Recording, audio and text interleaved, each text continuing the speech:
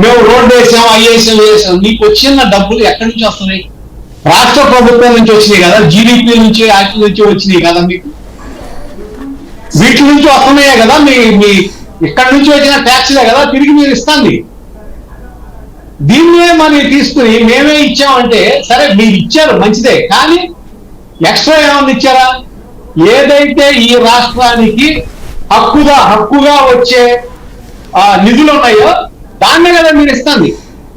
ఏమన్నా additional benefit ఇస్తే ఇదిగో మీకు 1000 కోట్లు కావాలి, మేము 5000 కోట్లు ఇచ్చాం, ఈ 4000 కోట్లు మాయని చెప్పండి. మీరు రోడ్లు వేస్తూ ఉంటారు కోట్లకి. మరి జగన్మోహన్ రెడ్డి గారు అభివృద్ధి లేదంటున్నారు. 4 పోర్ట్లు కడుతున్నారు కదా, ఫిషింగ్ హార్బర్లు కడుతున్నారు కదా, ఫిష్ ల్యాండింగ్ హార్బర్లు 6 కడుతున్నారు కదా.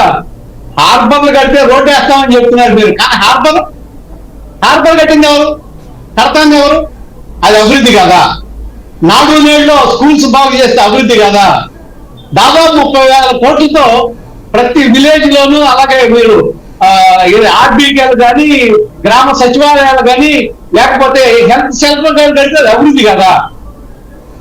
మరి 8,500 కోట్లతో మీకు 17 మెడికల్ కాలేజీలు కడతంటే, 17 నర్సింగ్ కాలేజీలు కడతంటే అది అభివృద్ధి కదా.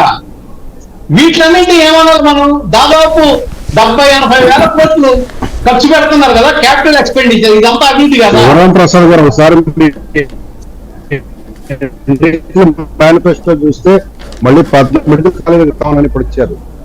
17 మీరు కట్ల 5 కట్టారు, ఇంకా 12 అవ్వాలి. కాదండి, అవన్నీ ప్రాసెస్ లో ఉన్నాయి కదా, కడుతున్నారు కదా. ఇప్పుడు ఒక రోడ్డు మోడీ గారు రోడ్డు వేస్తాం అన్నారు, మొత్తం అయిపోయిందా? ఆ రోడ్డుకి నిధులు కేటాయించారు, పని జరుగుతుంది అన్నారు కదా. మనం మెడికల్ కాలేజీ కట్టేశామని చెప్పారు. మళ్ళీ ఇప్పుడు మళ్ళీ 14 ఓకే 17 మెడికల్ కాలేజీలు కడుతున్నారు.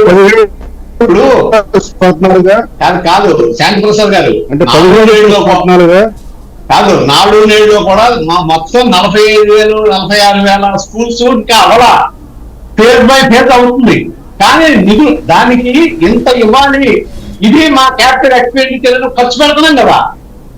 రైట్. కానీ ఇంకా డెప్త్కి వెళ్ళేటట్లు అడ్డు పెడితే ఇవాళ దీనికన్నా మోడీ స్పీచ్ కన్ఫైన్ అవుదామండి. మనం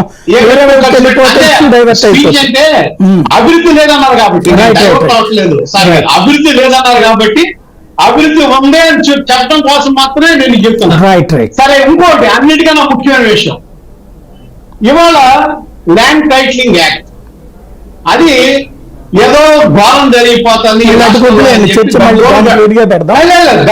గగ్గోలు పెడుతున్న తెలుగుదేశం పార్టీ అదే మాట మోడీ గారి ముందు ఎందుకు ఎత్తలేదు? ఈ ఈ టైటిలింగ్ యాక్ట్ ని ఇక్కడ రద్దు చేస్తాం, ఇక్కడ లేదు అని ఏదైతే ప్రపోజల్ పెట్టారో అది కేంద్ర ప్రభుత్వం